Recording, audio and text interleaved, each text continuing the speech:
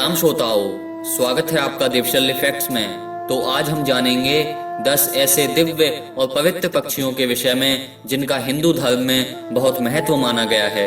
जी हाँ, तो चलिए देखते हैं।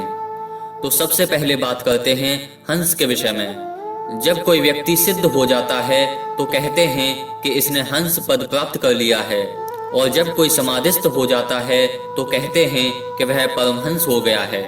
परमहंस सबसे बड़ा पद माना गया है। हंस पक्षी प्यार और पवित्रता का प्रतीक है। यह बहुत ही विवेकी पक्षी माना गया है। आध्यात्मिक दृष्टि से मनुष्य के निश्वास में हा और श्वास में सा ध्वनि सुनाई पड़ती है। मनुष्य का जीवन क्रम ही हंस है, क्योंकि उसमें ज्ञान का अर्जन संभव है। अतः हंस ज्ञान, विवेक और कला की देवी सरस्वती का वाहन है। यह पक्षी अपना ज्यादातर समय मानसरोवर में रहकर ही बिताते हैं, या फिर किसी एकांत झील या समुद्र के किनारे। हंस दाम्पत्य जीवन के लिए आदर्श है। यह जीवन भर एक ही साथी के साथ रहते हैं। यदि दोनों में से किसी भी एक साथी की मौत हो जाए तो दूसरा पूरा जीवन अकेले ही गुजार देता है। जंगल के कानून की तरह इनमें मादा पक्षियों के लिए लड़ाई नहीं होती। आपसी समझबूझ के बल पर ये अपने साथी का चयन करते हैं। इनमें पारिवारिक और सामाजिक भावनाएं पाई जाती हैं। हिंदू धर्म में हंस को मारना अर्थात पिता, देवता और गुरु को मारने के समान है। ऐसे व्यक्ति को 3 जन्म तक नरक में ही रहना पड़ता है। अब बात करते हैं मोर के विषय में। मोर को पक्षियों का राजा माना जाता है। यह शिव पुत्र कार्तिकेय का वाहन है। भगवान कृष्ण के मुकुट में लगा मोर का पंख इस पक्षी के महत्व को दर्शाता है। यह भारत का राष्ट्रीय पक्षी है। अनेक धार्मिक कथाओं में मोर को बहुत ऊंचा दर्जा दिया गया है। हिंदू धर्म में मोर को मार कर खाना महापाप समझा जाता है। अब बात करते हैं कौवे के विषय में। कौवे को अतिथि आगमन का सूचक और पितरों का आश्रम स्थल माना गया है। श्राद्ध पक्ष में कौवों का बहुत महत्व माना गया है।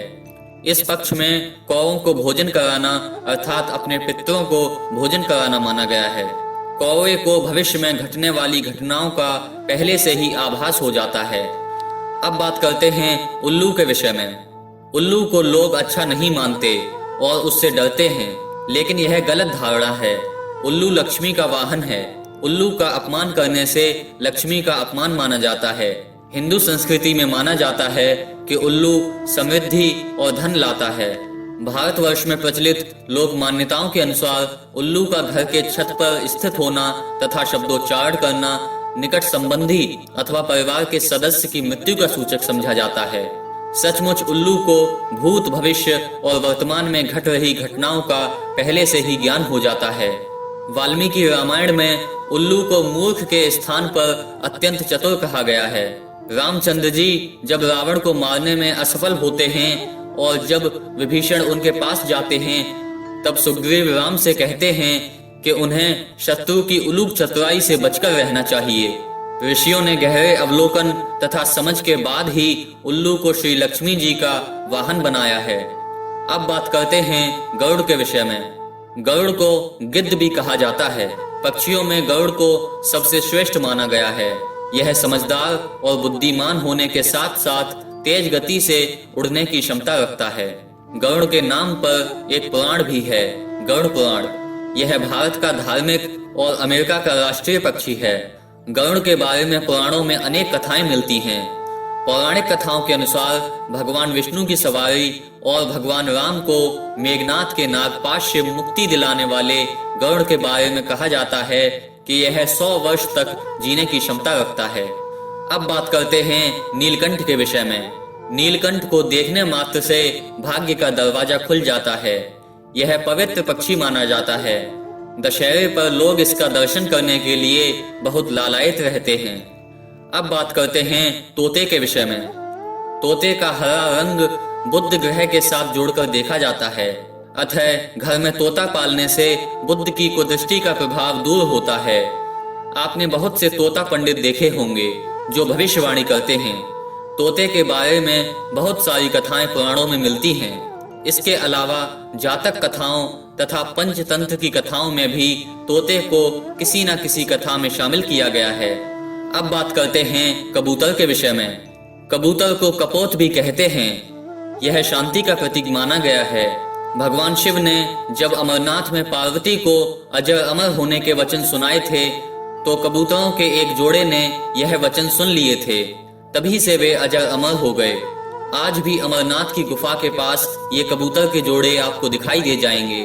कहते हैं कि सावन की पूर्णिमा को ये कबूतर गुफा में दिखाई पड़ते हैं, इसलिए कबूतर को महत्व दिया जाता है। अब बात करते हैं बगुले के विषय में। आपने एक कहावत सुनी होगी, बगुला भगत अर्थात ढोंगी साधु। धार्मिक ग्रंथों में बगुले से जुड़ी अनेक कथाओं का उल्लेख मिलता है। पंचतंत्र में एक कहानी है बगुला भगत। बगुला भगत पंचतंत्र की प्रसिद्ध कहानियों में से एक है, जिसके रचयिता आचार्य विष्णु शर्मा हैं। बगुले के नाम पर एक देवी का नाम भी है, जिसे बगलामुखी कहते हैं, जो कि 10 महाविद्याओं में 8वें स्थान पर आती हैं। बगुला ध्यान भी होता है, अर्थात बगुले की तरह एक टक ध्यान लगाना। बगुले के संबंध में कहा जाता है कि ये जिस भी घर के पास के किसी वृक्ष आदि पर रहते हैं वहां शांति रहती है और किसी प्रकार की अकाल मृत्यु नहीं होती है। अब बात करते हैं गौरैया के विषय में। भारतीय पौराणिक मान्यताओं के अनुसार यह चिड़िया जिस भी घर में या उसके आंगन में रहती है वहां सुख और शांति बनी रहती है। खुशियां उनके द्वार पर हमेशा खड़ी रहती हैं और वह घर दिनों दिन तरक्की करता रहता है। यदि आपको वीडियो पसंद आए तो कृपया लाइक कीजिए, शेयर कीजिए और सब्सक्राइब कीजिए। देवशल्य फैक्ट्स में आप ऐसे वीडियो देखते रहेंगे। धन्यवाद।